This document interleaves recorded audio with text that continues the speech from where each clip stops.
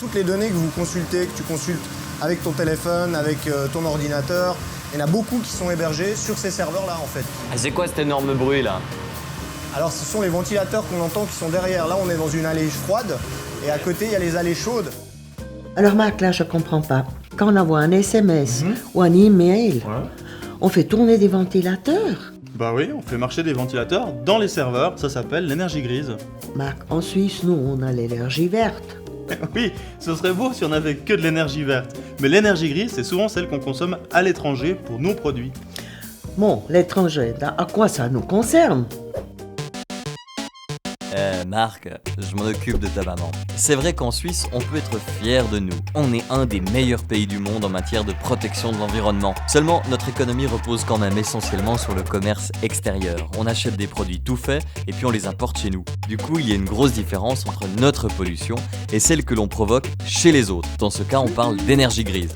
J'explique. Quand vous achetez un téléphone, des fringues, une barquette de fraises, vous vous rendez pas compte de tout le cheminement qu'il y a eu avant pour que vous puissiez l'acheter. L'énergie grise, c'est justement tout ce cheminement. Toute l'énergie utilisée pour extraire les matières premières, pour la fabrication, pour l'emballage, pour le transport, pour la livraison, pour le stockage, pour l'entretien. Toute l'énergie qu'il faudra encore utiliser après. Bah oui, il va falloir investir de l'énergie aussi pour l'éliminer avec les autres déchets, le trier, le recycler. Et si on appelle ça l'énergie grise, c'est parce qu'on la voit pas directement. Vous n'en recevrez jamais la facture. Et pourtant, elle existe cette énergie. En Suisse, derrière chaque franc dépensé dans l'achat d'un produit, se cache environ 1,2 kWh d'énergie grise, soit l'électricité nécessaire pour faire une vaisselle en machine. Même vos mails, les vidéos que vous regardez sur YouTube, les photos que vous postez sur les réseaux sociaux, ça consomme de l'énergie grise. Parce que derrière, il y a des serveurs qui stockent vos données, qui ont besoin d'électricité et une monstre clim pour pas surchauffer.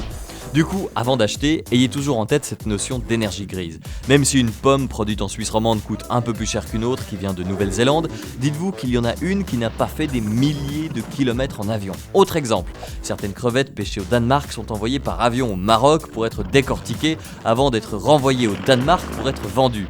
Vous imaginez l'énergie grise? Alors comment faire pour éviter ça? Retourner vivre dans une grotte? Même pas.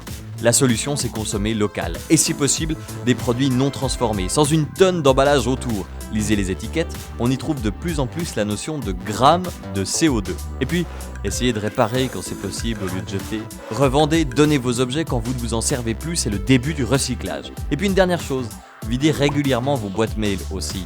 Plus vous avez de données à stocker, plus on a besoin de serveurs. Est-ce que vous êtes sûr que vous avez vraiment besoin de garder encore le message tout pourri de bonne année que vous avez envoyé à votre tante en 2002? Merci Jonas.